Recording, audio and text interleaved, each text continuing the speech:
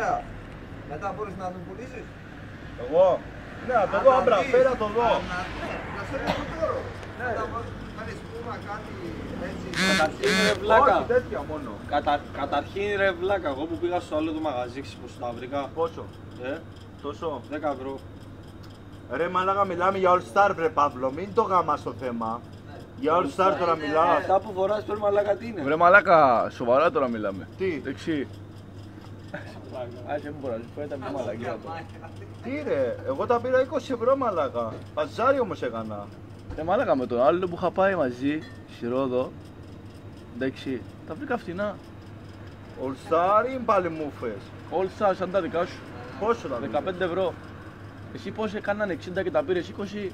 Ρε μαλάκα, δεν τα πήρα από τέτοιο από μαλάκα. Ξέρεις ποιο λέω. Τι? Ξέρεις ποιο λέω. Ποιον? Αυτό.